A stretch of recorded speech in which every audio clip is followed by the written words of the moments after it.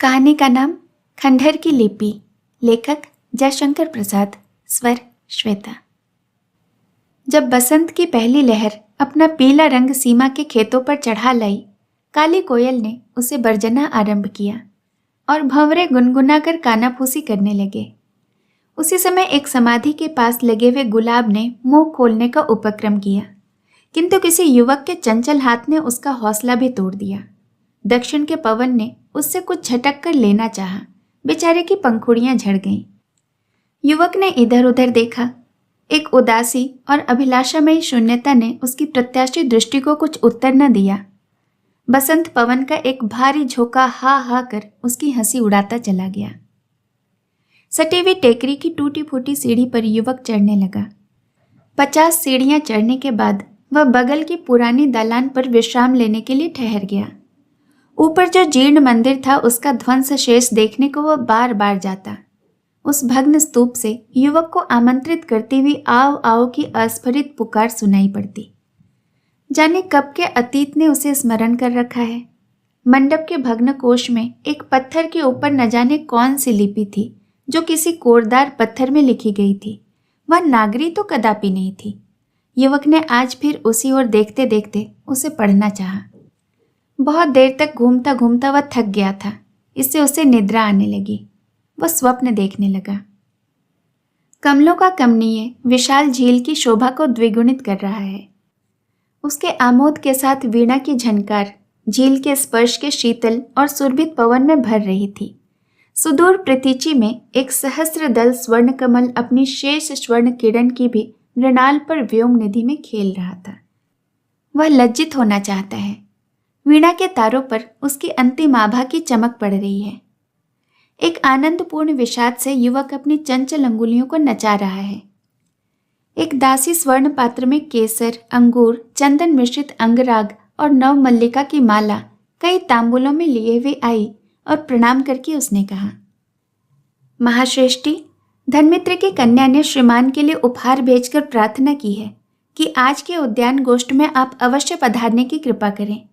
आनंद विहार के समीप उपवन में प्रतीक्षा करती हुई कामिनी देवी बहुत देर तक रहेंगी।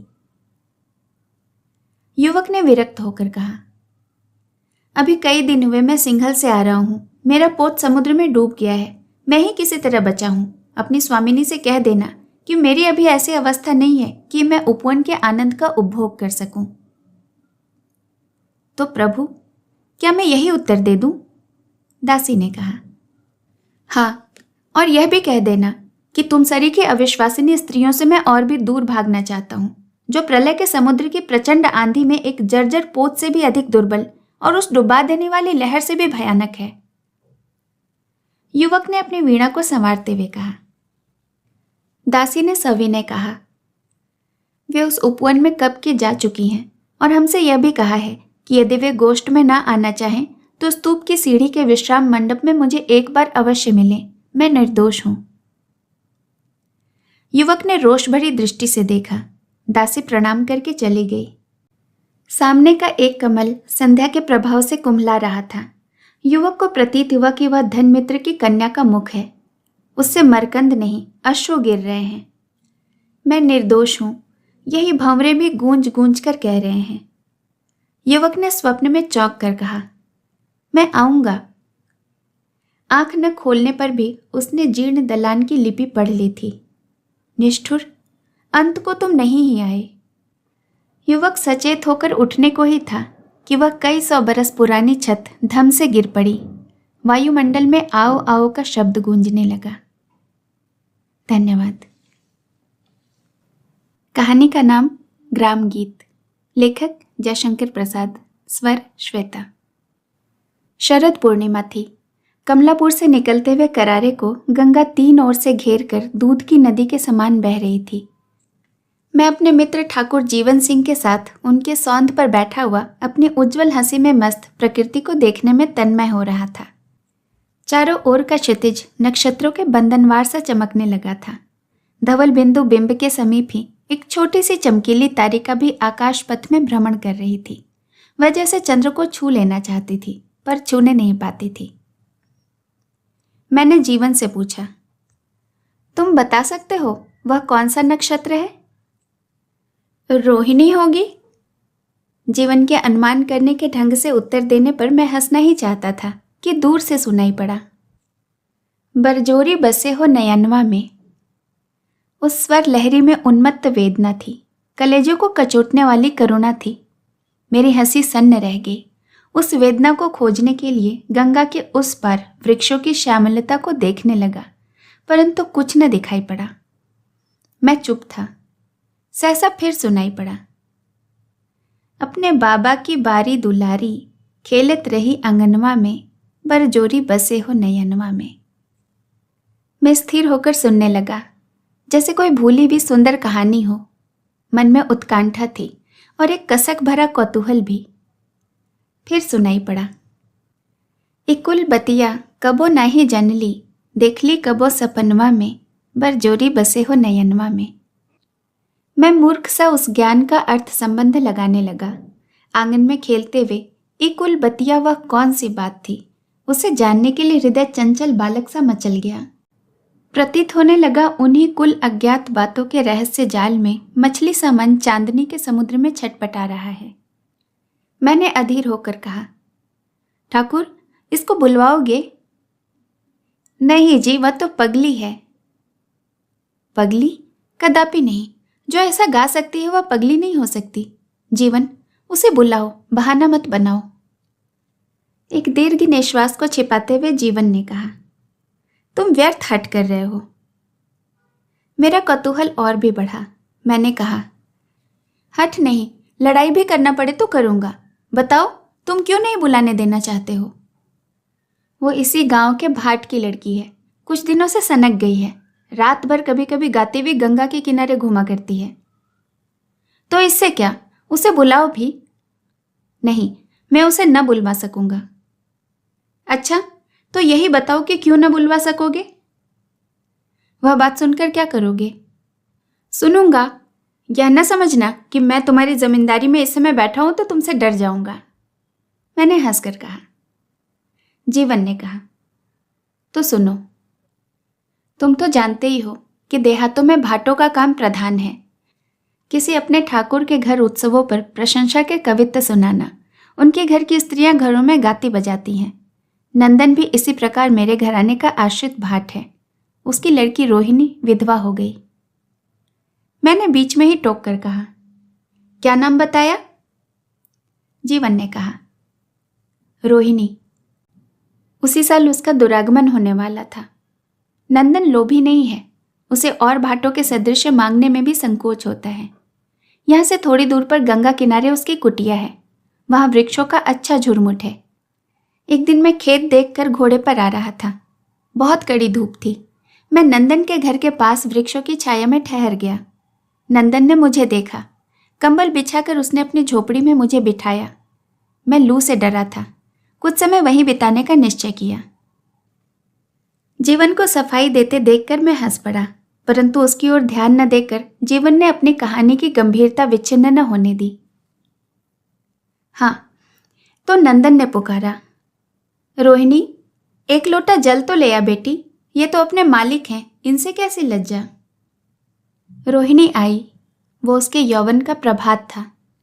परिश्रम करने से उसकी एक एक नस और मांसपेशियां जैसे गढ़ी हुई हों। मैंने देखा उसकी झुकी हुई पलकों से काली बरौनियां छितरा रही थी और उन बरौनियों से जैसे करुणा के असदृश सरस्वती की कितनी ही धाराएं बह रही थीं।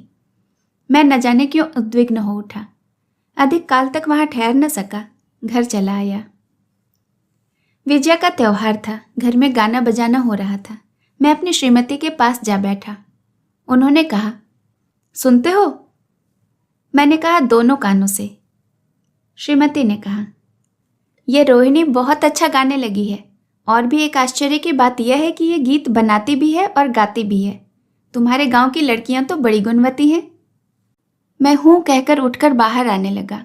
देखा तो रोहिणी जवारा लिए खड़ी है। मैंने सिर झुका दिया। जौ की पतली पतली लंबी धानी पत्तियां मेरे कानों से अटका दी गई। मैं उसे बिना कुछ दिए बाहर चला आया। पीछे से सुना कि इस धृष्टता पर मेरी माता जी ने उसे बहुत फटकारा। उसी दिन से उसका आना बंद हो गया। नंदन बड़ा दुखी हुआ उसने भी आना बंद कर दिया। एक दिन मैंने सुना उसकी सहेलियां उससे मेरे संबंध में हंसी कर रही थीं। वह सहसा अत्यंत उत्तेजित हो उठी और बोली, तो इससे तुम लोगों का क्या? मैं मरती हूं, प्यार करती हूं उन्हें, तो तुम्हारी बला से। सहेलियों ने कहा, बाप रे, इसकी ढिठाई तो देखो। वो और भी गर्म होती गई। यहां तक उन लोगों ने रोहिणी को छेड़ा कि वो बकने लगी। उसी दिन से उसका बकना बंद न हुआ। अब वह गांव में पगली समझी जाती है। उसे अब लज्जा और संकोच नहीं, जब जी आता है गाती हुई घूमा करती है। सुन लिया तुमने? यही कहानी थी। भला मैं उसे कैसे बुलाऊं? जीवन सिंह अपनी बात समाप्त करके चुप हो रहे और मैं कल्पना से फिर वही गाना सुनने लगा। बरजोरी बसे हो नयनवा में। सचमुच यह संगीत पास आने लगा। उस ग्रामीण भांड भाषा में पगली के हृदय की सरल कथा थी, मार्मिक व्यथा थी। मैं तन्मय हो रहा था। जीवन सिंह न जाने क्यों चंचल हो उठे, उठकर टहलने लगे। छत के नीचे गीत सुनाई पड़ रहा था। खनकार भरी कांपती हुई तान हृदय खुरचने लगी। मैंने कहा, जीवन, उसे बुलाओ, मैं इस प्रेम योगिनी के दर्शन तो कर लूं। सहसा सीढ़ियों पर घरमराहट सुनाई पड़ी। वह पगली रोहिणी आकर जीवन के सामने खड़ी हो गई। पीछे पीछे सिपाही दौड़ता हुआ आया। उसने कहा, हट पगली। जीवन और हम चुप थे। उसने एक बार घूमकर सिपाही को देखा।